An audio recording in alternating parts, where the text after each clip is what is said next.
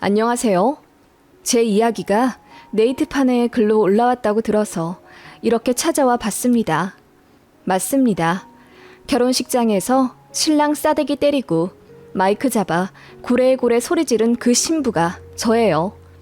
무슨 사연이 있었는지 제가 다시 한번 정리해 글로 써보겠습니다. 1년 반 정도 사귀던 남자와 결혼을 결심했어요. 너무 착하고 성실한 사람이었고 그 흔한 술, 담배도 안 하는 젠틀한 남자였습니다. 은행원이었고 집도 잘 산다고 했어요. 그래서 그런지 외제차도 끌고 다니더라고요. 그렇기 때문에 만난 건 아니었어요.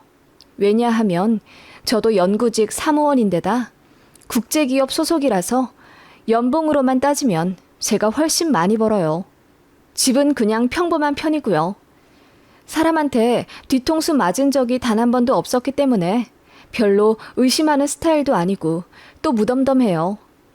연애하면서도 운 좋게 착한 남자들만 만나 어쩔 수 없는 사정으로 헤어졌지 상대가 바람이 났거나 아님 거짓말을 해서 헤어졌다거나 하는 일은 없었습니다. 그게 아마도 독이 되었을지도 모른다는 생각이 드네요. 많이 의심하고 많이 알아보고 결혼할 것을 하는 후회도 들지만 그렇게 악의적으로 작정하고 사람을 속이려 드는 사기꾼에게 당하지 않을 사람 얼마나 있나 싶기도 해요. 제가 결혼식까지 올린 그 남자와 연애를 하면서 단 한 번도 제 신뢰를 무너뜨린 적이 없습니다. 여자 문제로 속 썩인 적도 없었고 늘 회사 아니면 집만 다니던 남자였어요. 집에서 요리하고 청소하는 게 취미 생활이라며 웃는 그 남자의 가정적인 면에 결혼을 결심했는지도 모릅니다. 그러면서 저한테 선물 공세도 참 많이 했네요. 명품도 많이 주길래 나중엔 부담스러워서 그냥 환불하자고까지 했는데 그 사람이 저더러 내 여자니까 아끼지 않는 거야. 너한테는 내 모든 걸 내어줄 수 있어. 널 위해서라면 나는 뭐든지 다 해줄 수 있거든. 너도 그렇지? 라고 하더군요. 그렇게 저를 맹목적으로 사랑해주는 남자에게 저도 홀딱 빠지지 않을 리 없었죠. 저도 받기만 하는 스타일은 아니라 받은 만큼 주고 싶었습니다. 그런데 그 남자는 제가 주는 선물을 다 거절하더라고요. 이런 돈 들어가는 거 말고 너의 진짜 마음을 원해. 날 위해서 목도리 하나 떠줄 수 있어? 라고 하길래 제가 깔깔 웃었던 기억이 납니다. 요즘 누가 목도리를 떠서 메고 다녀. 그냥 내가 백화점에서 하나 사줄게. 나 그런 거 할 줄 몰라. 라고 했더니 그 남자가 자기는 여자의 사랑은 돈이 아닌 마음으로 표현해 주길 바란대요. 그게 참 순수하게 느껴졌어요. 사랑하는 사람이 원한다는데 그쯤이야 싶어서 저도 회사에서 그리고 집에서 틈나는 대로 뜨개질해서 목도리 만들어줬네요. 그랬더니 엄청 감동하더라고요. 그런 식으로 그 남자는 저에게 소박하지만 정성이 들어간 선물을 요구했어요. 예를 들면 직접 산 도시락, 종이학 접어주기, 영양제 챙겨주기, 아침에 모닝콜 해주기 이런 걸 원하더라고요. 그렇게 저도 자연스럽게 남자가 원하는 방식대로 맞춰주기 시작했어요. 저도 사실 명품 같은 거 크게 좋아하진 않는데 항상 본인은 저에게 비싼 주얼리, 가방 이런 거 주더라고요. 그리고 꼭 SNS에 올려달래요. 그러면 제 친구들이 그걸 보고 부럽다고 댓글을 다니까 저도 약간 우쭐해지는 느낌은 있었죠.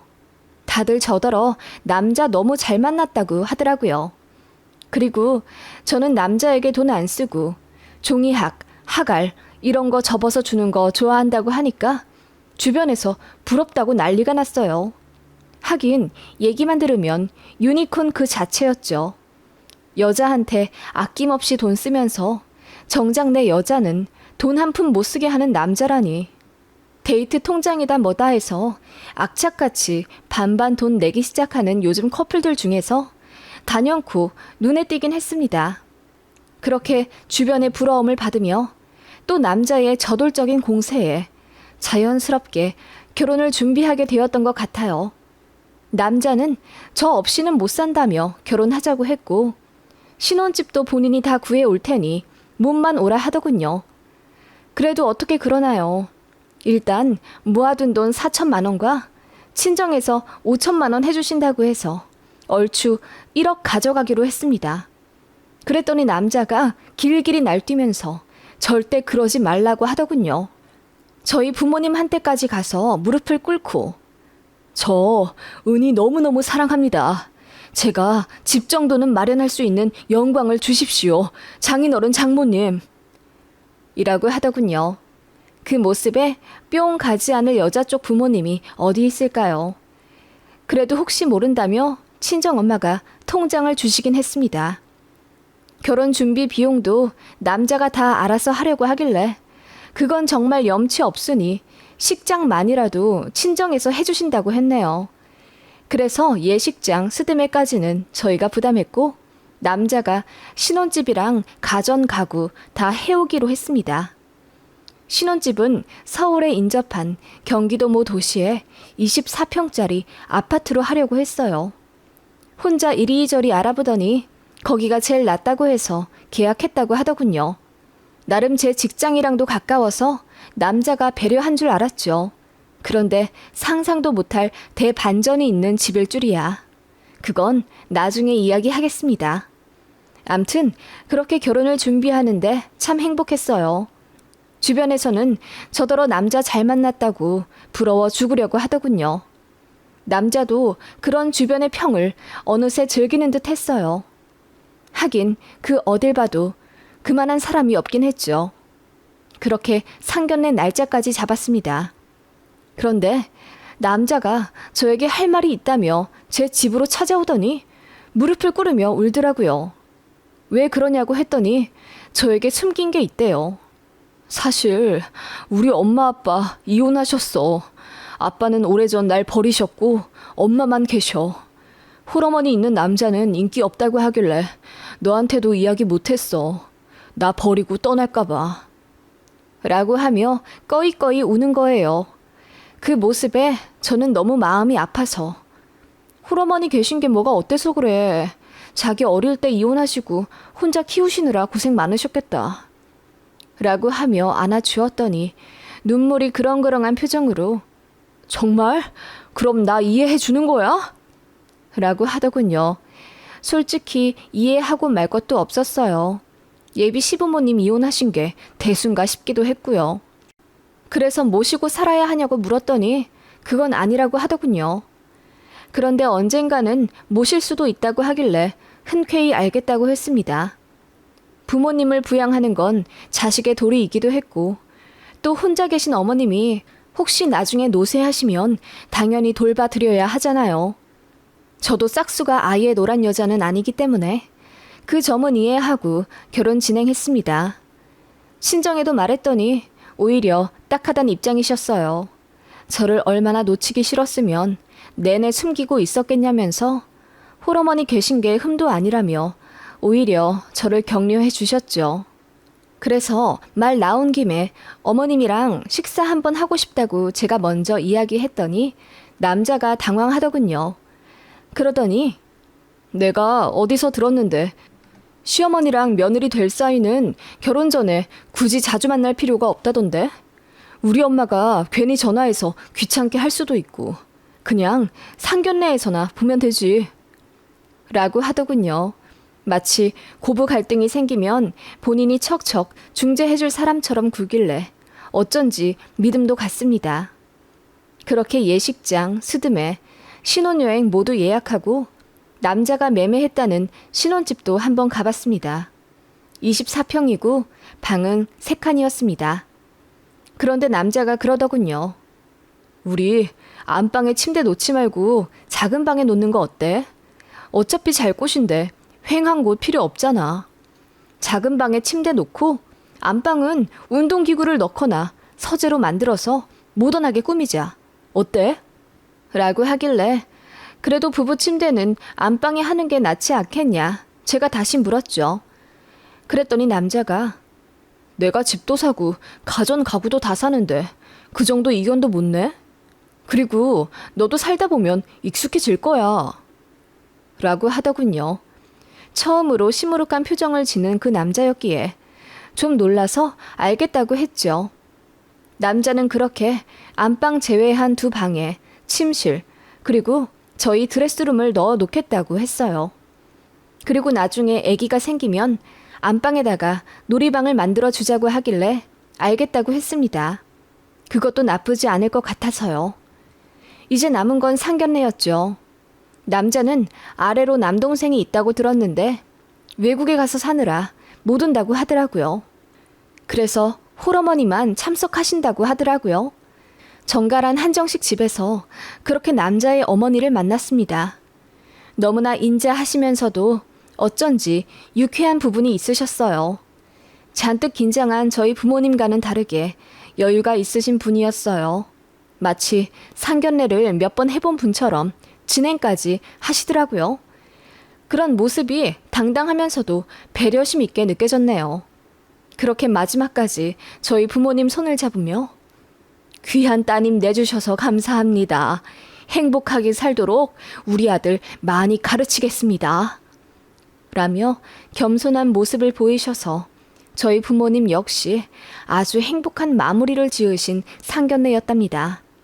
식은 상견례로부터 3달 뒤였고 그동안 남자와 이루 말할 수 없이 행복하고 설레는 시간을 보냈네요. 그런데 좀 이상한 일이 하나 있긴 했어요. 제가 갖고 갈 짐이랑 가구 때문에 신혼집에 먼저 좀 가보겠다고 했더니 소스라치게 놀라며 안 된다고 하더라고요. 그래서 왜 그러냐 하니 우리 신혼집인데 결혼하고 신혼여행 다녀와서 짠하고 같이 손잡고 들어가야 느낌이 나지. 내가 잘 꾸며 놓을 테니 걱정 말고 나한테 필요한 거 다 얘기해.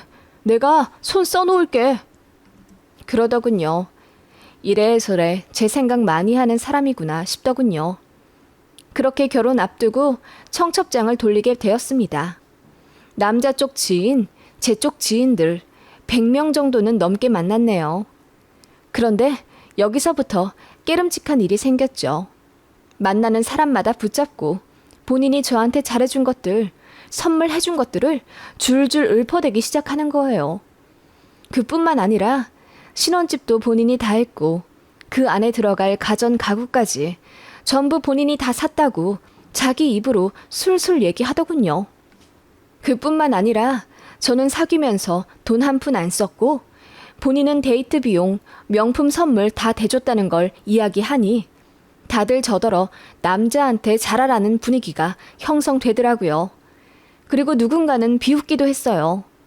와, 요즘 같은 시대에 종이학으로 선물을 퉁치는 여자가 있어? 또 그걸 받아준 남자도 대단한 거야. 그런 분위기에 제가 수치심을 느꼈고 그렇게 이야기 좀 하지 말라고 했더니 미안하다면서 좀 자제하는 듯 했는데 딱히 변하는 건 없었어요. 그래서 결국 모든 지인들이 다 그 사람을 유니콘이라고 했고 저는 땡 잡은 거라고 했죠. 남자한테 잘해라. 심지어 어떤 사람은 이 정도 결혼이면 홀어머니 모시고 살아야 한다고도 하더라고요. 어쩐지 숨 막히면서도 억울한 마음이 들기 시작했네요. 돈 내지 말라고 하고 선물도 안 받겠다며 환불했던 남자인데 이제 와서 제가 아무것도 안 해준 것처럼 말하다니요. 기분이 나빠서 싸우게 되었지만 그런 걸로 결혼을 물을 수도 없겠더라고요. 그렇게 찝찝한 상태로 결혼을 하게 된 겁니다. 다들 저더러 행복한 신부라고 했지만 저는 알 수 없는 느낌에 결혼식 당일날도 기분이 좋지 않았어요. 그리고 그날 정말 제 인생 평생 통틀어 쇼킹한 사건이 일어나게 됩니다. 강남에서 메이크업을 받고 식장으로 이동했어요. 남자가 그러더군요. 너 무슨 일이 있어도 꼭 내 편 해줄 거지? 다들 그러잖아. 너더러 남자 잘 만났다고. 그 말에 예전 같으면 당연하다고 할 텐데 괜히 그러기 싫더라고요. 그래서 대답을 안 했더니 남자가 제 표정을 빤히 살피더군요. 그렇게 식장 안으로 들어갔어요. 엄마는 미리 화장 다 하시고 혼주 한복을 갈아입으신 상태였죠. 사부인은 어디 계시니? 조금 있으면 식 시작할 텐데 아직 안 도착하신 것 같아. 밖에서 하객들한테 인사도 하셔야 하는데 최서방 혼자 인사하고 있다. 엄마가 근심 어린 표정으로 신부 대기실에 들어오셔서 그렇게 말씀하시더라고요. 그러다 신랑이 저랑 사진 찍으러 신부 대기실로 왔고 제가 물어봤죠. 어머님은 안 오셨어? 같이 인사도 안 하셨다고 하던데. 다른 데 계셔. 오늘 몸이 좀 불편하셔서 앉아 계시라고 했거든. 편찮으시다고? 괜찮으시대? 제가 걱정하자 신랑은 괜찮으니 걱정 말라 하더군요. 그렇게 결혼식이 시작되기 직전까지 왔어요. 양가 어머님들이 손잡고 입장을 하셔야 하는데 엄마가 불안한 눈빛으로 주변을 두리번거리시더라고요. 아니, 사부인이 안 오셨어. 어디 가신 거야? 그런데 그 순간 멀리서 휠체어를 타고 곱게 혼주 한복을 입은 분이 나타났어요. 다른 홀 결혼식 혼주 분이시려니 했는데 그 휠체어 타신 분이 저희 쪽으로 오시더군요. 살이 아주 많이 찐 뚱뚱한 분이셨습니다. 그런데 저희를 보고 아는 사람 만난 듯이 목례를 하시는 거예요. 그리고 아무렇지 않게 미리 준비된 것처럼 식장 직원들 도움받아 버진 로드 위에 휠체어가 올라가더군요. 이게 무슨 일인가 싶었어요. 엄마는 눈이 휘둥그레해져서 이게 대체 무슨 일이냐고 신랑한테 물었지만 신랑은 꼿꼿이 앞만 본 채 가만히 있다가 신랑 입장하더라고요. 그리고 그 후 어머님들 입장하라는 사회자의 소리와 함께 우레와 같은 박수가 들려왔어요. 그 휠체어 타신 분이 저희 엄마한테 손짓하며 어서 올라오세요 사부인 이라고 하더군요. 그 모습에 박수 소리가 더 커졌고 사회자가 이러더군요. 네, 신랑 쪽 어머님께서 몸이 조금 불편하시답니다. 신부 어머님께서 밀어주시길 바랍니다. 그 말에 얼떨결에 엄마가 휠체어를 밀고 버진로드를 걸었어요. 너무 당황하셔서 머릿속이 새하얘진 채로 그냥 분위기 흐르는 대로 하셨다더군요. 저는 너무 당황한 모습으로 신부 입장을 해야 해 말아야 해 갈팡질팡하고 있는데 직원이 저를 밀다시피 하며 버진로드로 올려보냈어요. 모두들 저를 바라보며 박수를 치고 있으니 정말 미치고 팔짝 뛰겠더라고요. 그렇게 울듯한 얼굴로 버진로드를 걷는데 사회자가 이러더라고요. 요즘 시대에 이런 여자 또 없습니다. 몸 불편하신 시어머니를 모시고 살겠다고 했답니다. 나라에서 상 줘야 합니다. 그 말에 어르신들이 환호성을 지르며 최고라고 엄지척을 들어주시더군요. 박수갈채가 엄청났습니다. 어이가 없는 상태로 그야말로 제정신이 아닌 상태로 걷고 있는데 신랑 측 하객이 수근거리는 소리가 들렸어요. 아, 그래서 남자가 그렇게 선물 공세를 했구나. 남자가 집도 하고 가전가구도 다 해왔잖아. 하긴 몸 불편한 시어머니 모시고 살 여잔데 잘해야지. 여자도 다 알고 그동안 선물 받고 집 받고 한 거겠지. 그리고 나 같아도 그런 남자랑 살면 어머니쯤은 모시고 살겠다. 그 정도도 안 하면 인간이냐? 꽃뱀이지. 그렇게 남자 쪽 하객이 수근거리는 소리에 정신이 아득해져 오는데 신랑은 그저 해맑은 미소로 저를 맞아주더군요. 제가 속삭이며 이게 대체 무슨 일이냐고 다그쳤는데도 안 들리는 사람처럼 그저 웃더군요. 그렇게 주례가 시작되는데 신랑이 제 쪽으로 고개를 숙이며 속삭였습니다. 미안해. 나도 이러고 싶지는 않았는데. 그래도 이미 일이 이렇게 된 거 어떻게 하겠어. 여기서 파혼할 수도 없는 노릇이잖아. 500명 하객은 다 우리 여보가 시어머니 모시고 살 거라고 생각할 텐데 이혼하면 여보만 나쁜 년되지. 그치? 저는 그 말에 기절할 듯 놀라고 말았습니다. 신랑은 그저 싱긋 웃으며 주례 선생님만 볼 뿐이었죠. 제가 어이없는 표정으로 신랑을 보자 주례 선생님 말씀이 중단되었고 사회자가 당황한 듯이 아니 신랑이 너무 잘생겨도 그렇지 주례도 안 듣고 신랑 얼굴만 보면 어떡합니까 신부님? 이라며 농담하더군요. 그 말에 하객들이 웃음을 터뜨렸고 저는 그런 하객들을 바라보았습니다. 잠시 당황했지만 저는 이내 마음을 굳게 먹었어요. 그리고 사회자 쪽으로 갔습니다. 모두 당황해 웅성거리더군요. 제가 사회자의 마이크를 뺐자 신랑이 헐레벌떡 제 쪽으로 달려와 마이크를 뺏으려 하더군요. 제가 바로 신랑 싸대기를 날렸습니다. 그 순간 식장에 정적만이 가득하더군요. 모두가 아무 말 못하는 그 순간 제가 입을 열었습니다. 여러분, 저는 시어머니 모시고 살겠다고 한 적 없어요. 모두 이 인간이 꾸민 짓입니다. 상견례 때 나온 분은 저분 아니었어요. 아주 건강한 분이셨습니다. 작정하고 속인 거예요. 집도 가전 가구도 본인이 다 해왔다고 했죠? 저도 돈 내겠다고 했는데 이 사람이 한사코 안 받은 겁니다. 연애할 때도 마찬가지였고요. 그러면서 오만 생색 다 내길래 왜 그런가 했더니 오늘을 위한 밑밥이었군요. 제가 파혼이나 이혼 못하게 하려고. 제 목소리가 식장에 울려 퍼지자 이내 하객들이 웅성거리고 난리가 나더군요. 그러자 신랑 어머니가 갑자기 울부짖으며 상견례 때나 잘 모시고 살겠다고 해놓고 왜 그러니? 뭐가 마음에 안 들어서 갑자기 이런 쇼를 하는 거야. 내 몸뚱이가 이래서 그래? 미안하다. 내가 없어져 주면 되잖니? 이러면서 휠체어에서 떨어져 쓰러지시더군요. 그 바람에 식장이 아수라장이 되었습니다. 저희 부모님도 소리를 치며 이 결혼 무효라고 사기당한 거라고 울부짖었고요. 하객들도 뒤엉켜 이게 무슨 일인지 파악하기 바빴습니다. 결국 직원들 도움으로 결혼식은 그렇게 마무리되었고 하객들은 모두 빠져나갔습니다. 신랑이 씩씩대며 저에게 삿대질 하더군요. 너 때문에 다 망쳤어. 사람들은 절대 나보고 나쁘다고 안 할걸? 시어머니 모시기 싫어서 쇼한 거라고 생각할걸? 이 나쁜 년아!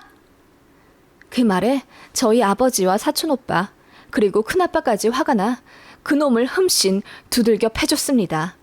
그랬더니 112를 부르더군요. 그렇게 저는 신부 화장하고 경찰서에 가게 됩니다. 눈물 콧물 바람으로요. 결국 어떻게 되었냐고요? 그놈이 저희를 폭행건 그리고 결혼식장에서 있었던 일로 명예훼손으로 고소했습니다. 저희는 사기 결혼으로 맞고소했고요.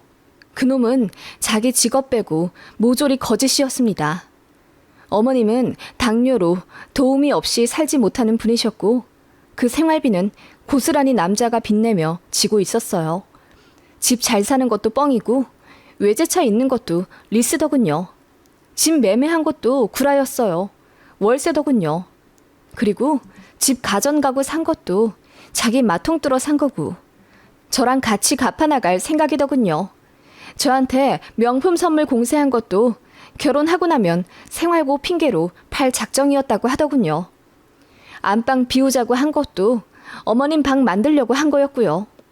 제 직장 가까이로 신혼집 구한 것도 본인 엄마 케어하기 편하도록 한 정말 치밀한 놈이었죠. 상견례 당일날 사람 바꿔드린 적 없다고 발뺌하길래 식당 CCTV 받으러 갔더니 이미 기한 지나 삭제되고 없더라고요. 남자도 이미 그거 알고 있었던 거예요. 그래서 발을 동동 구르고 있었는데 정말 기적처럼 단서가 생겼습니다. 제가 친구들에게 상견례 후기를 알려주며 시어머니 인상차기를 자세히 이야기했었거든요. 건강하고 날씬하시다.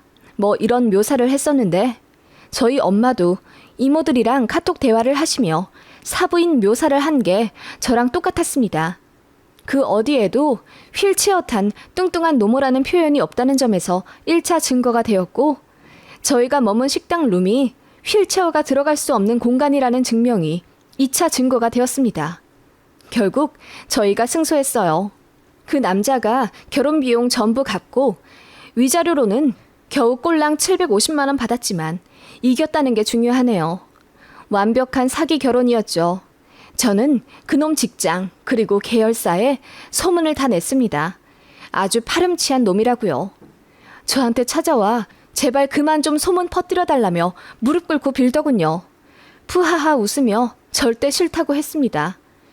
결국 주변 사람들 이목 견디다 못해 다음 분기에 지방으로 근무지 이동한다고 하더군요. 거기서도 사기치고 다닐지 모르니 사람 사서라도 소문 계속 낼 겁니다. 재판 결과 프린터로 뽑아서 다 뿌릴 겁니다. 그리고 계속 추적하면서 그놈이 이동하는 데마다 소문 낼 거예요. 죽을 때까지 여자 못 만나게요. 얼굴 못 들고 다니게 하는 게 제 목적입니다.